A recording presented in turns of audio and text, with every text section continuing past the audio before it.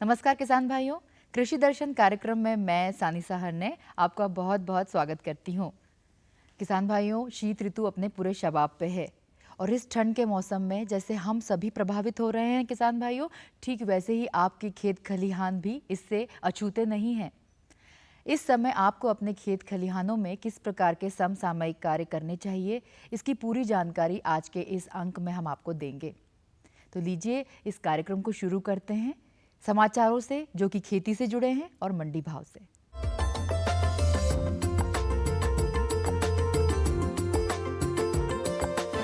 नमस्कार किसान भाइयों, खबरें खेती में आप सभी का स्वागत है। अब देखते हैं कृषि के कुछ मुख्य समाचार। गेहूं का रकबा 8% बढ़ा। चने में इल्ली नियंत्रण के प्रभावी उपाय। सरसों को भभूतिया रोग से बचाएं। सब्जियों को भभूतिया रोग से बचाएं और पुष्पों को उकटा रोग से बचाएं। गेहूं का रकबा 8% बढ़ा। बेहतर मानसून और अधिक समर्थन मूल्य के प्रोत्साहन से चालू रबी सत्र में गेहूं बुवाई का रकबा एक साल पहले इसी अवधि की तुलना में 8% से बढ़कर 292 लाख हेक्टेयर हो गया है, जबकि दलहन बुवाई का रकबा 13% से बढ़कर 148 लाख हेक्टेयर तक पहुंच गया है। चने की फसल को हरी इल्लियों के कारण 20 से 80% तक हानि हो सकती है। छोटी इल्ली चने की पत्तियों का हरा भाग खुरचकर व बड़ी इल्लियां कोमल पत्तों, शाखाओं, फूल व घेटियों के दानों को खाती हैं। ये इल्लियां पीले, गुलाबी, भूरे, स्लेटी आदि रंगों में मिलती हैं, परंतु बगल में लंबी सफेद पीली सी पट्टी दोनों ओर आवश्यक रूप से रहती है। चने की इल्ली नियंत्रण में समन्वित उपाय ज्यादा कारगर पाए गए हैं। किसान भाई अपने खेतों में रात में एक बल्ब खुली जगह पर भी टांग सकते हैं। बल्ब से करीब 3 फुट नीचे एक तगाड़ी या बर्तन में पानी भर दें और उसमें करीब 100 मिलीलीटर मिट्टी का तेल डाल दें। इल्ली के वयस्क पंखियां प्रकाश से आकर्षित होकर आती हैं। खेत में पक्षियों को बैठने के लिए टी आकार की खूंटियां भी गाड़ें। चने में फूल आने पर इन खूंटियों को हटा दें। भभूतिया रोग से सरसों को अत्यधिक नुकसान पहुंचता है।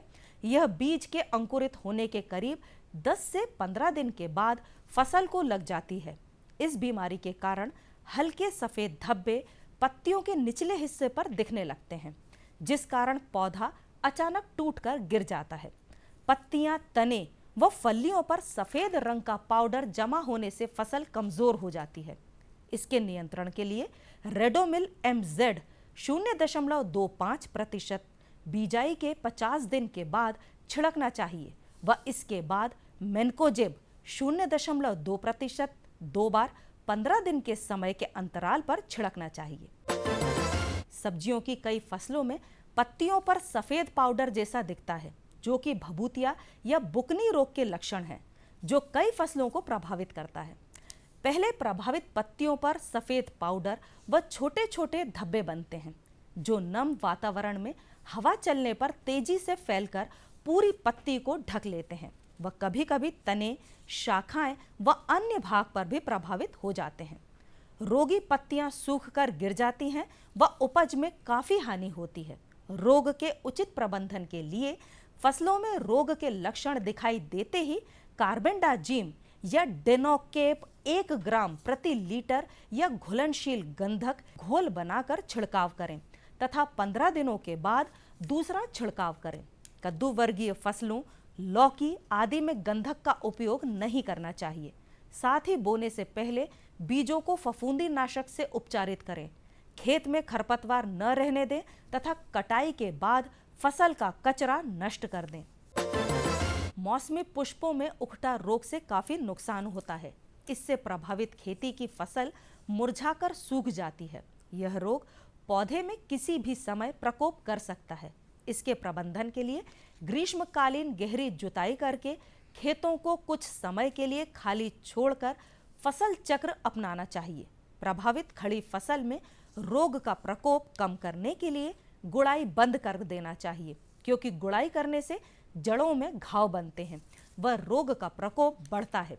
रोपाई पूर्व खेतों में ब्लीचिंग पाउडर 15 किलोग्राम प्रति हेक्टेयर की दर से भूमि में मिलाएं। बीजों को उपचारित करके बोना चाहिए। पौधे की रोपाई करने से पहले कॉपर ऑक्सीक्लोराइड 3 ग्राम प्रति लीटर पानी का घोल बनाकर 15 मिनट डुबाने के बाद ही लगाना चाहिए। किसान भाइयों, खबरें खेती में बस इतना ही। अब आप देखिए मंडी भाव और मुझे दीजिए आज्ञा। नमस्कार।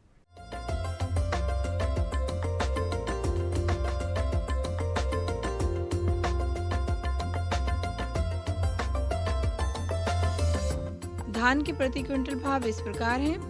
विदिशा में न्यूनतम भाव 1480 रहा, वहीं अधिकतम भाव 2640 रुपये रहा। सतना में न्यूनतम भाव 1100 रुपये रहा, वहीं अधिकतम भाव 1439 रुपये रहा। जबलपुर में न्यूनतम भाव 1175 रुपये रहा, वहीं अधिकतम भाव 2361 रुपये रहा। बिछिया में न्यूनतम भाव 1470 रहा, वहीं अधिकतम भाव 1475 रुपये रहा। आइए अब बात करते हैं गेहूं की। आगर में गेहूं का न्यूनतम भाव 1800 रहा, वहीं अधिकतम भाव 1940 रुपये रहा। देवास में न्यूनतम भाव 1690 रहा, वहीं अधिकतम भाव 1950 रुपये रहा। बीना में न्यूनतम भाव 1650 रहा, वहीं अधिकतम भाव 2250 रुपये रहा। भोपाल में न्यूनतम भाव 1785 रुपये रहा, वहीं अधिकतम भाव 2027 रुपये रहा। आइए अब बात करते हैं सोयाबीन की। आगर में सोयाबीन का न्यूनतम भाव 2700, वहीं अधिकतम भाव 2990 रुपये रहा। बैतूल में न्यूनतम भाव 2699 रुपये रहा, वहीं अधिकतम भाव 2900 रुपये रहा। छिंदवाड़ा में न्यूनतम भाव 2600 रुपये रहा, वहीं अधिकतम भाव 3000 रुपये रहा। देवास में न्यूनतम भाव 2150 रुपये, वहीं अधिकतम भाव 2990 रुपये रहा।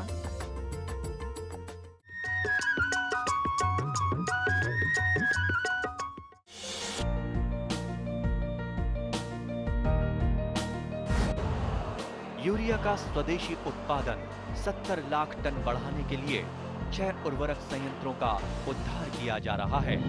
FCIL के गोरखपुर, सिंदरी, तलचर और रामागुंडम संयंत्र, HFCL की बरौनी इकाई और BVFCL की नामरू फोर्थ। सोने पर सुहागा ये है कि देश में अब बनेगा सिर्फ नीम लेपित यूरिया, क्योंकि इससे होगा किसानों का फायदा ही फायदा। अनाज का उत्पादन 10% तक बढ़ेगा। बढ़ेगी 10 से 15% नाइट्रोजन क्षमता।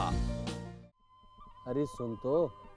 मुझे क्या सुनाना चाहते हो? जो सुनाओ मेरी सौतन को। किसको? अरे वही तुम्हारा मोबाइल फोन जिससे सुबह शाम दिन रात चिपके रहते थे और कहते थे किसान कॉल सेंटर से बातें हो रही हैं। अच्छा ये बात है। हाँ, क्यों? क्या हुआ? अब बात नहीं होती क्या? अब तो झट से बात हो जाती है। ऐसा क्या? हाँ, अब तो ज्यादा लाइनें और खास तकनीक के कारण खेती के माहिरों से तुरंत बात हो जाती है। और अगर कभी लाइन व्यस्त हो तो अपनी समस्या फोन पर रिकॉर्ड करा दो, वहाँ से फोन आ जाता है और समस्या की हल का मैसेज भी आ जाता है। ये देखो आ गया। अरे वाह, इसका मतलब इंतजार की घड़ी अब खत्म। हाँ। तभी मैं सोचूं कि आजकल मुझ पर इतना प्यार क्यों आ रहा है। कृषि संबंधी समस्याओं का अपनी भाषा में तुरंत हल पाने के लिए पूरे भारत में किसी भी फोन से हेल्पलाइन नंबर पर संपर्क करें। किसानों का दोस्त किसान कॉल सेंटर। ये बदलाव क्या है भैया? ये बड़े काम की चीज है। इंसान की सोच में अगर बदलाव आ जाए तो सब कुछ मुमकिन है, सब कुछ संभव है। अब ये बदलाव फिर आ रहा है। हर सूरत की मुस्कान में वो आपको दिखाई देगा। तो चलिए एक नई शुरुआत करते हैं, कुछ बदलाव करते हैं। दूरदर्शन किसान, एक नया चैनल जहां बातें होंगी बदलाव की और आपके कल की बेहतर शुरुआत की। छेड़ो बातें बदलाव की।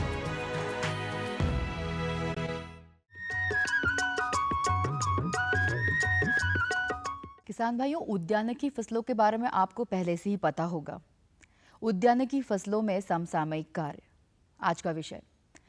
जैसे कि फल, फूल, कई मसाले ऐसी चीज़ें हैं जो उद्यानिकी फसलों के अंतर्गत आती है किसान भाइयों, जिसको कि हम अपने घर के आसपास के वातावरण को महकाने के लिए भी उपयोग करते हैं।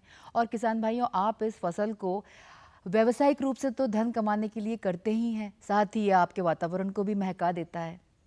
तो जिस तरह से उद्यानिकी फसलें बहुत लाभकारी हैं, पर उनमें किस प्रकार के सामयिक कार्य करने चाहिए, ये आज आप जानकारी प्राप्त करेंगे, क्योंकि समुचित अभाव के कारण आप फसलों से पूरा लाभ नहीं ले पाते हैं।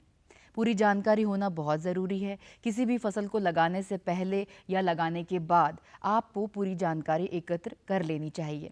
तो किसान भाइयों, आज हमारे साथ कृषि वैज्ञानिक डॉक्टर मुरलीधर अय्यर उपस्थित हैं, जो कि इंदौर महू से हैं।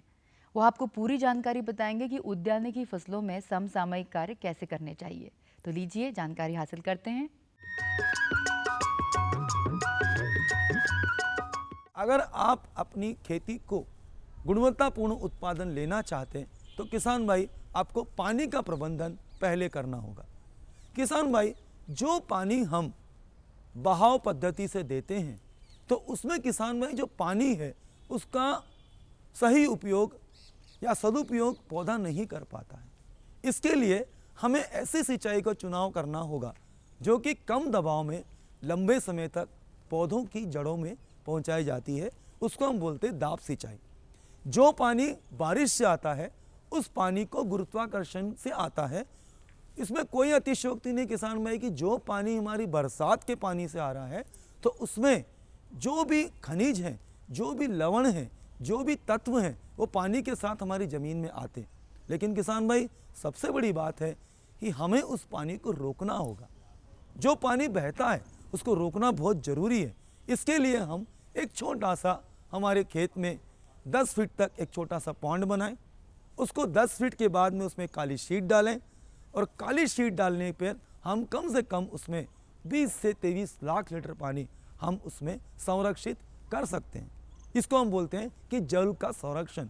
और संरक्षण करने के बाद यदि आपको उसका सही सदुपयोग करना है तो आप एचडीपी पाइपलाइन डाल करके आप उसे टपक सिंचाई, बूंद बूंद सिंचाई या दाब सिंचाई के द्वारा आप खेती कर सकते हैं।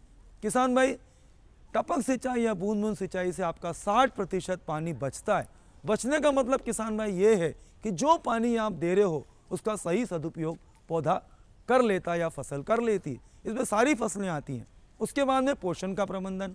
सही पोषण का प्रबंधन करने के लिए किसान भाई आप टपक सिंचाई के द्वारा वेंचुरी के माध्यम से, टैंक के माध्यम से जितनी भी जल विलय खादें हैं किसान भाई वो आसानी से आप टपक या बूंद बूंद सिंचाई से कर सकते हैं। लेकिन इसमें आपको फसल किस हिसाब से लगानी है, आपको अलग अलग पद्धतियों से लगानी है। लेकिन आज के वर्तमान स्थिति में अगर किसान भाई आज आलू लगा रहा है, लहसुन लगा रहा है, आने वाले समय में सब्जियां लगा रहा है तो उसे ऊंची उठी हुई पद्धति से टपक सिंचाई लगाकर पोषण प्रबंधन में जल विलय खादें जैसे 19-19-19 है, 12-32-16 है, अरे अपने 12-61-0 है, 0-52-34 है, ये जितनी भी जल विलय खादें वो दे सकता है। किसान भाई, अब आती है बात हमारी समन्वित कीट एवं व्याधि प्रबंधन की। किसान भाई, मेरा आपसे निवेदन है कि आप पूर्ण रूप से रासायनिक दवाइयों पर निर्भर न रहें। आप उसमें जैविक नियंत्रण, उसके बाद में आपका वनस्पतिक नियंत्रण, आखिरी में आपका रासायनिक नियंत्रण आता है। गर्मी में गहरी जुताई करें, उसके बाद में आप फसल चक्र अपनाएं। और तीसरी बात यह है कि अगर आपके यहाँ रस सूसक कीटों का प्रकोप है जैसे टमाटर में, मिर्च में, बैंगन में, तो आप सफ़ेद मच्छर के लिए पीला चिपचिपा कार्ड, और जो आपकी चूड़ा मूड़ा आती है, जो पीला मच्छर आता है, उसके लिए आप नीला चिपचिपा कार्ड अपने खेत में 1 एकड़ में 20 लगाएं। प्लास्टिक की थैली लगाएं। फेरोमोन ट्रैप जिसको हम बोलते हैं वो कम से कम 1 एकड़ में आपको 5 लगाना है। नीम तेल 10,000 ppm का किसान भाई हर 15 दिन में कोई भी कीटनाशक दवाई आप डाल रहे हैं उसके साथ आपको उसका छिड़काव जरूर करना है। किसान भाई, आप जीवा अमृत बना के रखिए। उसमें 200 लीटर पानी में आपका 10 लीटर आपका गाय का गौमूत्र, 10 किलो आपको गाय का गोबर, और उसमें 2 किलो आपका बेसन आटा, और आपकी 2 किलो काला गुड़, और 1 किलो आपकी जीव मिट्टी मतलब बरगद और पीपल के नीचे की मिट्टी डालिए। उसका 7-8 दिन तक अच्छी तरह से हिलाते रहिए और छान करके आप उसे कम से कम 200 ml प्रति 15 लीटर टंकी में लेके छिड़काव करें। तो किसान भाई, इससे अच्छा और कोई विकल्प नहीं है। इसको अपन जीरो बजट खेती बोलते हैं। तो किसान भाई खूब पका हुआ गोबर का खाद डालें, जिससे ज़मीन की संरचना सुधरेगी। गर्मी में गहरी जुताई करें, पाटा चलाएं और अपने खेत को अच्छा बनाएं, जिससे ज़मीन में जो जीवाणु हैं उनका आदान प्रदान होता है। किसान भाई एक बहुत बड़ा निवेदन आपसे है कि आप अपने गेहूं की फसल कटने के बाद उस नरवाई को न जलाएं। कटने के बाद उसे ज़मीन में ही आप उसको डिकम्पोज कर दें, जिससे कि जितने भी लाभदायक जीवाणु हैं जैसे नाइट्रोसोमोनास, नाइट्रोबैक्टर, जो यूरिया को पौधों की जड़ों तक ले जाते हैं। अब आपके यहाँ अगर लाल मुरुम मिट्टी है, अगर 3 फीट तक है, पानी का निकास अच्छा है, तो किसान भाई आप जैव प्रौद्योगिकी या टिश्यू कल्चर जो अनार है वो आप बहुतायत रूप से लगा सकते हैं। उसके बाद अगर आपकी ज़मीन काली है, गहरी है, तो ऐसी ज़मीन में आप अमरूद की खेती कर सकते हैं, कटहल की खेती कर सकते हैं। अगर हम फसलों को पास पास लगाते फल बाग को, तो आपको जो है पौध संख्या भी अधिक मिलेगी। लेकिन किसान भाई एक बात का ध्यान रखें, कटाई और छटाई अच्छी तरह करें। अब मेरे निमाड़ अंचल के जो किसान हैं वो हमारा टिश्यू कल्चर जो बनाना है, केला है, वो भी बहुत अच्छी तरह कर सकते हैं। केले की जो टिश्यू कल्चर बनाना है उसमें आप 30 महीने में केले की 3 फसल ले सकते हैं। उसमें आपको 25 से 30 किलो प्रति पौधे की उपज मिलती है।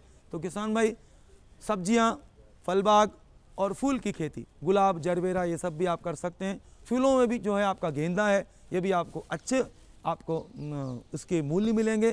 तो मेरा ये है कि किसान भाई ऐसी खेती करें, अपने खेत को आय दुगना करें, आप भी खुश रहें और समाज भी खुशहाल रहे और देश भी खुश रहे। जय हिंद।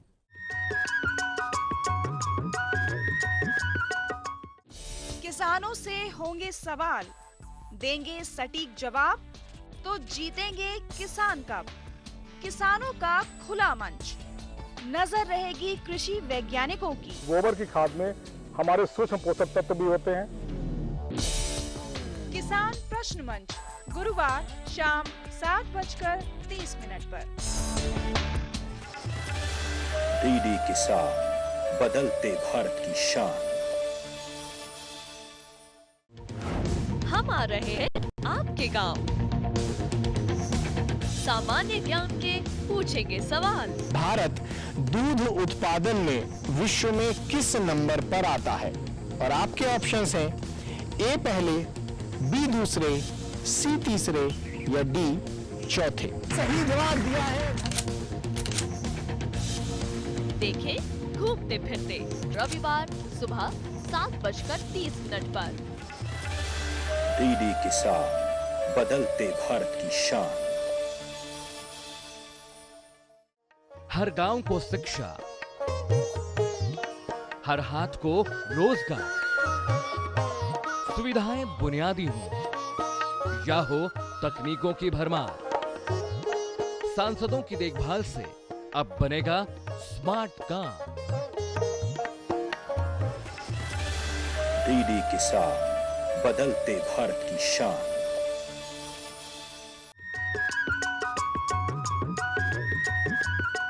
किसान भाइयों, आपका एक बार फिर स्वागत है कार्यक्रम कृषि दर्शन में। लीजिए किसान भाइयों, हम अब इस बारे में और बात नहीं करेंगे, आपको पता ही चल जाएगा कि हम किस बारे में आपको अब इस अंक में बताने जा रहे हैं। हाँ, हम कुछ बात करेंगे मीठी फसलों के बारे में। आपका इशारा सही है किसान भाइयों, हम बात करेंगे गन्ने के बारे में। शीतकालीन गन्ने में उन्नत किस्में। आज के इस कार्यक्रम में आपको शीतकालीन गन्ने के बारे में सब जानकारियाँ मिलने वाली हैं। ठीक है किसान भाइयों, तो आगे चलते देखते हैं कि शीतकालीन गन्ना, इसकी उन्नत किस्में कैसी होती हैं, क्योंकि गन्ना एक बहुत ही व्यावसायिक फसल है और इस पर शीत का ज़्यादा प्रभाव भी नहीं पड़ता है और साथ ही ये बहुत लाभकारी सिद्ध होती है। मैं आपको गन्ने के विभिन्न प्रजातियों के बारे में जानकारी दूंगा। सबसे पहले मैं आपको बता दूं कि मध्य प्रदेश में जो प्रचलित गन्ने की जातियां हैं उनको 2 वर्गों में पकाव के अवधि के आधार पर हमने बांटा है। पहला, शीघ्र पकने वाली जातियां जो 10 से 12 माह में पक के तैयार होती हैं, और दूसरी जो ग्रुप है वो मध्यम देर से पकने वाली जातियों का है, वो 12 से 14 माह में पक के तैयार होती है। तो मैं आपको सीधा हमारे जो प्रमुख जातियां हैं उनके में संक्षिप्त में चर्चा करना चाहूँगा। ये जो हमारी पहली जाति है को 7318, ये मध्यम देर से पकने वाली जाति है।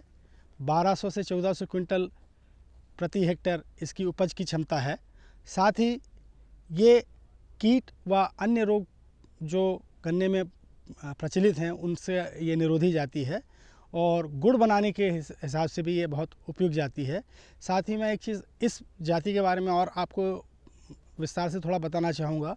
ये जाति का जो छिलका है ये थोड़ा कड़क होने से इसमें जानवरों का नुकसान, जैसे कई जो किसान भाई के खेत बहुत अंदरूनी हिस्सों में हैं जहाँ जंगली सूअर व दूसरे प्रकार के जानवर उनको प्रकोपित करते हैं, उनसे इसके छिलका कड़क होने के कारण काफ़ी बचाव होता है। और गुड़ का, जैसे मैंने आपको पहले बताया, गुड़ के लिए भी बहुत उपयुक्त जाति है। किसान भाइयों, ये हमारी दूसरी प्रजाति है को 7219। ये वैसे तो काफ़ी पुरानी जाति है, मगर उपज की दृष्टि से और गुड़ बनाने की दृष्टि से व जड़ी की दृष्टि से ये काफ़ी उपयुक्त जाति है। साथ ही मैं आपको ये भी बताना चाहूँगा, ये हमारे अखिल भारतीय परीक्षण जो जातियों के होते हैं उसमें यह जाति मानक जाति के हिसाब से हम इसको उपयोग करते हैं। और ये मैं बताना चाहूँगा आपको, यह जाति में एक विशेषता ये है, वैसे तो ये मध्यम देर से पकने वाली है, मगर इसकी पकाव की अवधि काफ़ी लंबी समय तक चलती है। 10 से 12 माह में ये तैयार हो जाती है और 14 माह तक कंटिन्यूस चलती रहती है। और इसमें जो शक्कर की गुणवत्ता है वो भी काफ़ी दिनों तक बनी रहती है। साथ ही इसमें सबसे बड़ी जो खासियत है, जिसका गुड़ बहुत अच्छा बनता है। ये मध्यम देर से पकने वाली जातियों में ये अभी हमारे प्रदेश में सबसे ज़्यादा प्रचलित जातियों में है। इसमें शक्कर की मात्रा बहुत ही अच्छी है और इसके कारण इसको गुड़ के लिए भी काफ़ी उपयुक्त जाति मानी गई है। 1200 से 1400 क्विंटल प्रति हेक्टेयर इसकी उपज की क्षमता है। साथ ही इसमें रोग निरोधी क्षमता भी है। जो हमारे यहाँ पे उकटा व लाल सड़न रोग का जो प्रकोप कुछ क्षेत्रों में देखा गया है, उससे भी ये जाति बची हुई है।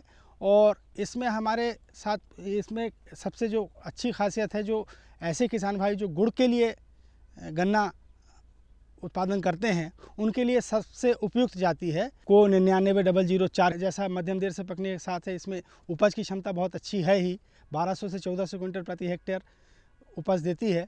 और मैं साथ में इसको ये और बताना चाहूँगा कि यह जाति इसकी अच्छी गुणवत्ता व उपज के कारण हमारे अखिल भारतीय परीक्षण में मानक जाति के हिसाब से भी सम्मिलित की गई है, जिससे आप इसकी महत्ता को समझ सकते हैं। ये मध्यम देर से पकने वाली बहुत ही अच्छी जाति है, जो 1400 क्विंटल से ज़्यादा भी यदि आपने पर्याप्त प्रोडक्शन टेक्नोलॉजीज़ को अपनाया है तो उससे ज़्यादा भी हम उपज इस जाति से प्राप्त कर सकते हैं। को 99-006 यह भी मध्यम देर से पकने वाली, अधिक उपज और अधिक शक्कर की मात्रा वाली जाति है।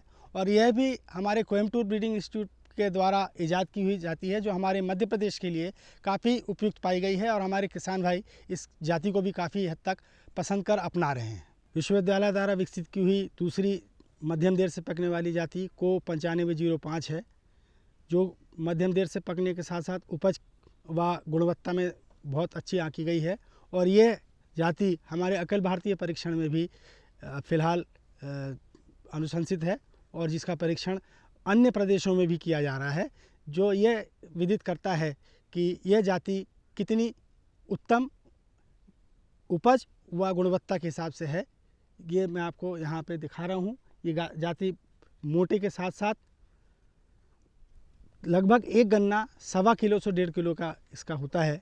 और इसी कारण से इसकी उपज की क्षमता दूसरे अन्य जातियों की अपेक्षा काफ़ी ज़्यादा आंकी गई है। शहर से आया है ना तिवारी सेठ, वो जबरदस्ती हम किसानों की जमीन हड़पना चाहता है। रुपया चाहे ईमानदारी से कमाया जाए या बेईमानी से, रुपया रुपया होता है। ऐसा रुपया कभी रास नहीं आता बड़े भैया। आप कौन? तेरे पति का बाप बोल रहा हूँ, समझा दे उसे। अगर वो अपनी जिद पर अड़ा रहा ना तो इसका अंजाम बहुत बुरा होगा। धरती की गोद में डीडी किसान, बदलते भारत की शान।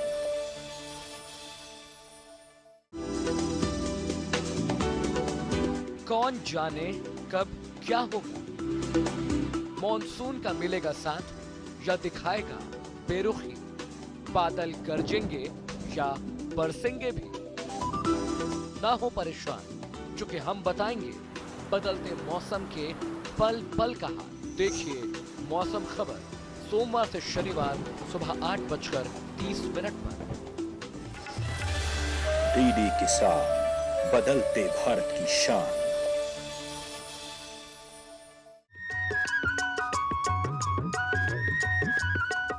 तो किसान भाइयों, कृषि दर्शन के आज के इस अंक में बस इतना ही। अगले अंक में फिर से मिलेंगे नई कृषि से जुड़ी जानकारियों के साथ। तब तक के लिए मुझे आज्ञा दीजिए। नमस्कार।